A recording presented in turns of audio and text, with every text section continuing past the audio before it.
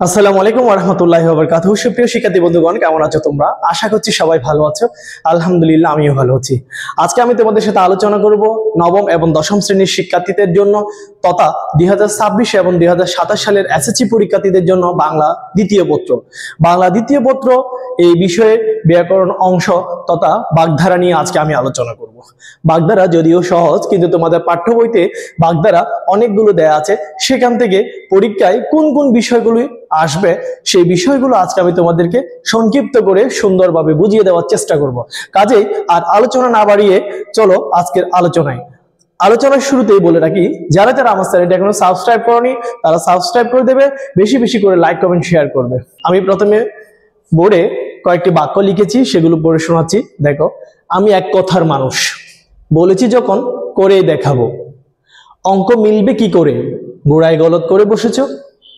সব সময় টাকার গরম দেখানো ঠিক নয়। এই যে এখানে এক কথার মানুষ, ওটা দাগান্বিত শব্দ, গোড়ায় গলদ, টাকার গরম, এই শব্দগুলো কি?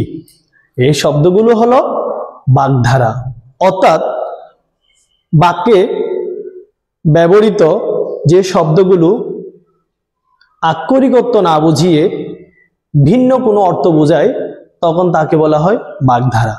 আক্ষরিক অর্থ কি?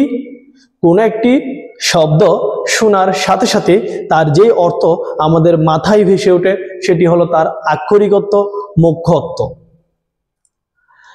যদি আক্ষরিক অর্থকে ছাপিয়ে ভিন্ন কোনো অর্থ অন্য কোনো উদ্দেশ্যে সেই শব্দটি ব্যবহার করি, তখন সেটি হবে লক্ষ্যার্থ বা গৌণ অর্থ। যেমন যদি বলি আমার মাথা ব্যথা করছে, এখানে মাথা হবে তোমার মুখ্য অর্থ, আক্ষরিক অর্থ। যদি বলি গাড়িটি রাস্তার মাথায় দাঁড়িয়ে আছে, মাথা বলতে এখানে রাস্তার শেষ প্রান্ত, সেটি হবে গৌণ অর্থ। লোকটি এলাকার মাথা, মাথা মানে এখানে মুরব্বী।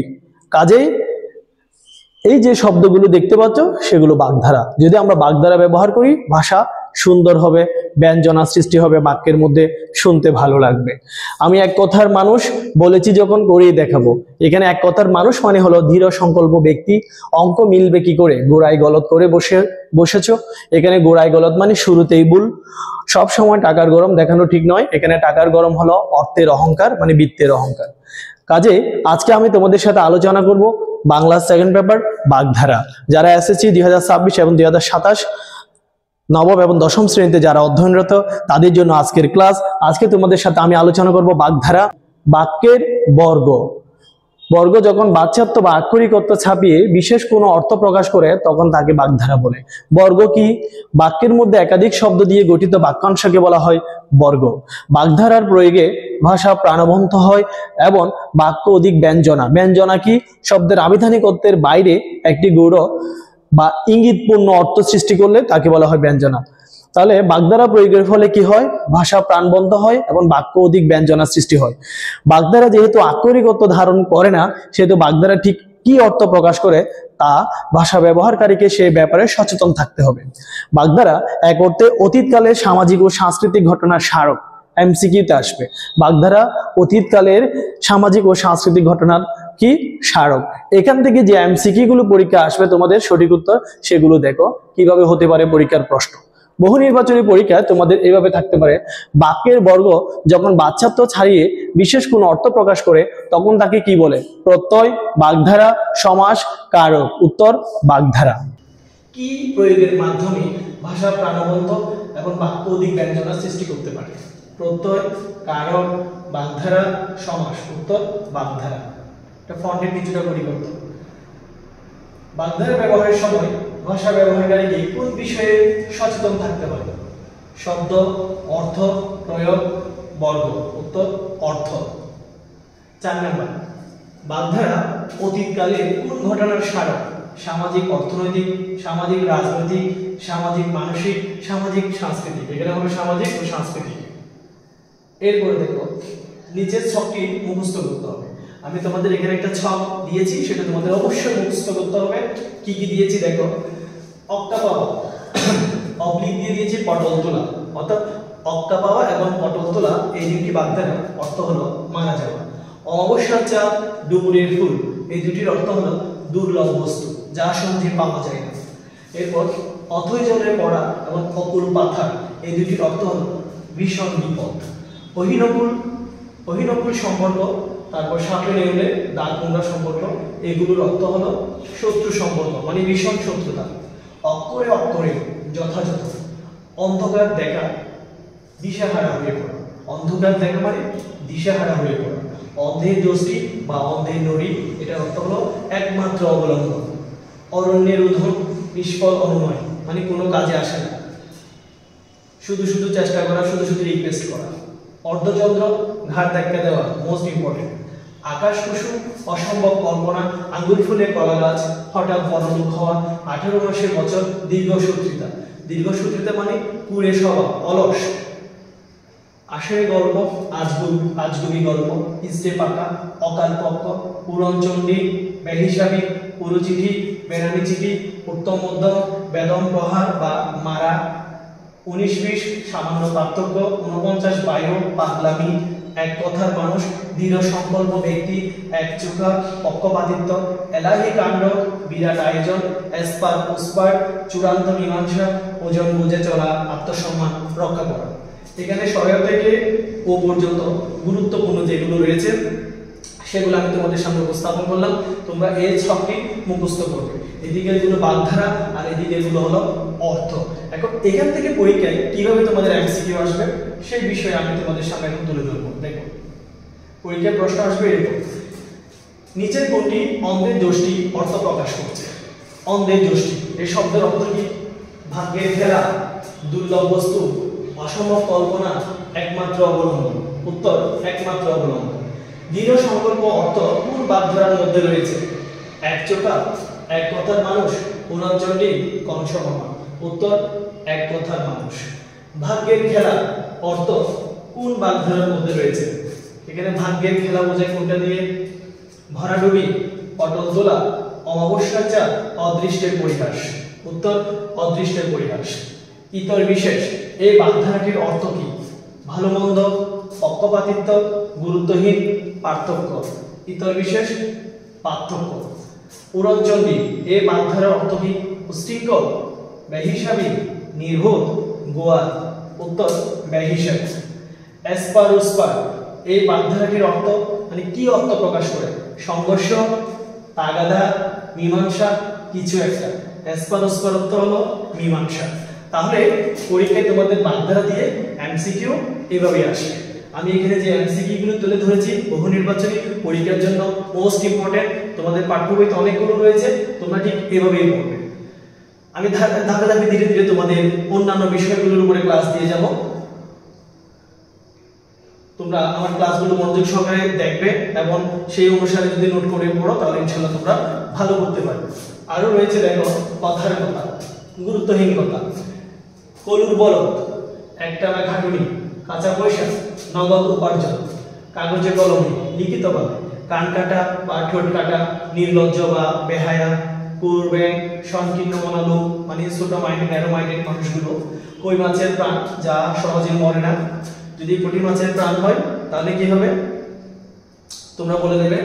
ক্ষয়ের খা, চাটকার, গড্ডালিকা প্রবাহ, অন্ধ অনুকরণ, গভীর জলের মাছ, খুব চালাক, গা ঢাকা দেওয়া, পলায়ন করা, গায়ে ফু দিয়ে বেড়ানো, ফাঁকির মনোভাব, ঘুরে বালি, আশায় নৈরাশ্য, গোপ খেজুরে, খুব অলস, গোড়ায় গলদ, শুরুতেই ভুল, গোল্লায় যাওয়া, নষ্ট হওয়া, ঘোড়া ডিম, কিছুই না মানে অলিক বস্তু, চশমখোর, বেহায়া, চুনোপুটি, সামান্য ব্যক্তি, চোখে সর্ষে ফুল দেখা, বিপদে দিশেহারা হওয়া, চা পোশাক, অত্যন্ত গরিব, ছেলের হাতের মোয়া, সহজলভ্য, জিলাপি প্যাঁচ, কুটবুদ্ধি মানে যিনি প্যাঁচ লাগায় মানুষের মধ্যে, কুটির বুদ্ধি, কুটবুদ্ধি, টৈটুম্বুর, ভরপুর, টনক নড়া, সজাগ হওয়া বা সচেতন হওয়া, টাকার গরম, বিত্তের অহংকার বা অর্থের অহংকার।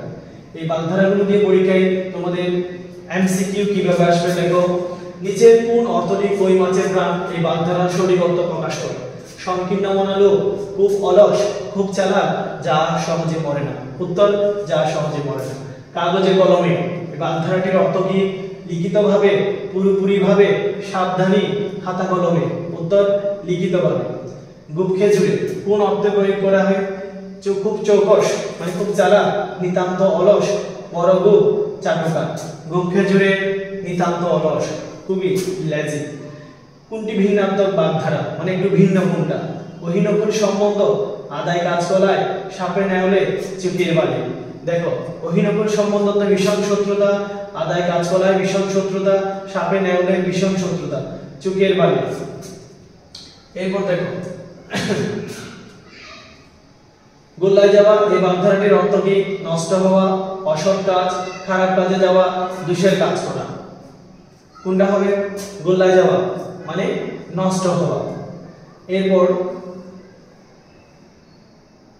বাগধারা এবং অর্থ দেখো, ডান হাতের ব্যাপার খাওয়া, ডুব মারা, পালিয়ে যাওয়া, ডুমুরের ফুল, অদৃশ্য বস্তু, তাসের ঘর বা বালির বাঁধ, এটার অর্থ হলো সর্বস্থায়ী বা ক্ষণস্থায়ী, তৃপ্তির কাজ, সুযোগ সন্ধানী, দাগমরা সম্পর্ক, শত্রুতা, দুধের মাঝি বা বসন্তের মুগির, সুসময়ের বন্ধু, ননির পুতুল, শ্রমবিমুখ, ৯-৬, অপচয় বা অপব্যবহার, বর্ণচোরা, ভণ্ড, বিনা মেঘে বজ্রপাত, অপ্রত্যাশিত বিপদ, বুদ্ধির ঢেকি, নির্বোধ, ভিজে বিড়াল, কপট ব্যক্তি, ভিটায় গরু চড়ানো, নিঃস্ব পড়া, ভৈফুর, নতুন আগমন, মগের মূল্য, অরাজকতা, মণি কাঞ্চনযুগ, উপযুক্ত মিলন, লেখা দুরস্ত, বাইরে পরিপাটি, সোনাই সোহাগা, উপযুক্ত মিলন।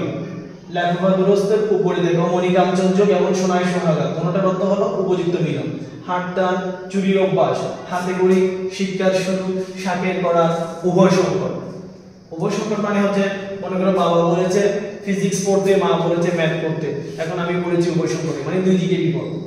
এখান থেকে এমসিকিউ যেগুলো পরীক্ষা আসবে আমাদের জন্য ইম্পর্টেন্ট, পটল তোলা, এখানে হবে পটল তোলা, এর সমার্থক বাগধারা কোনটি? ডুব মারা, ভরাডুবি, অক্কা পাওয়া, তাল টানা। পটল তোলা এর অর্থ হলো অক্কা পাওয়া মানে মার দেওয়া। তারপর ঠোঁট কাটা, ঠোঁট কাটা এই বাগধারাটির অর্থ কি? নির্লজ্জ, সংকীর্ণ মনা, বেহায়া, কাণ্ড জ্ঞানহীন। ঠোঁট কাটা, ঠোঁট কাটা শব্দের অর্থ কি? বেহায়া। সোনাই সোহাগা এর সমার্থক বাগধারা নিচের কোনটি? মগের মূল্য, ডুমুরের ফুল, মণি কাঞ্চনযুগ, মানিক যুগ। উত্তর মণি কাঞ্চনযুগ। সুসময়ের বন্ধু কথাটি নিচের কোন বাগধারাকে সমর্থন করে? সুসময়ের বন্ধু, মণি কাঞ্চনযুগ, মানিক যুগ, অমাবস্যার চাঁদ, দুধের মাছি। উত্তর দুধের মাছি, সুসময়ের বন্ধু। ভৈফুর এই বাগধারাটির অর্থ কি? কাঁথা সেলাই, মাটি ফুঁড়ে ওঠা, নতুন আগমন, জমি চাষ করা। উত্তর নতুন আগমন। আমি তোমাদের এখানে 20টি এমসিকিউ দাগ করিয়েছি, ইম্পর্টেন্ট থেকে তোমাদের পরীক্ষার জন্য মোস্ট ইম্পর্টেন্ট এরকম 20টি সঠিক উত্তর আর কিছু গুরুত্বপূর্ণ বাগধারা তোমাদের সামনে আমি উপস্থাপন করেছি। তোমরা এই গুরুত্বপূর্ণ বাগধারাগুলো তোমাদের পাঠ্য বইতে দাগ দেবে এবং সেগুলো মুখস্থ করবে। যে বাক্যগুলো রয়েছে কিভাবে প্রয়োগ হয়েছে সেগুলো একবার পড়বে। যদি এভাবে তোমরা প্রিপারেশন নাও, এমসিকিউ যেগুলো দিয়েছি, যে 20টি এমসিকিউ দিয়েছি সেগুলো যদি মনোযোগ সহকারে পড়ো এবং এই বাগধারাগুলো যদি মুখস্থ রাখো, তাহলে ইনশাআল্লাহ বাগধারা থেকে পরীক্ষা এমসিকিউ আসলে তোমরা অবশ্যই অ্যান্সার করতে পারবে। এবং পরবর্তী জীবনে যখন তোমরা চাকরিতে বিভিন্ন জায়গায় যাবে, সেখানে কিন্তু এই বাগধারাগুলো থেকে পরীক্ষায় প্রশ্ন আসবে। কাজেই আমার ক্লাসটি কেমন লেগেছে তোমরা আমাকে জানাবে। সবাই ভালো থাকবে, সুস্থ থাকবে। যারা যারা আমার চ্যানেলটি সাবস্ক্রাইব করনি তারা সাবস্ক্রাইব করে দেবে। ধন্যবাদ সবাই।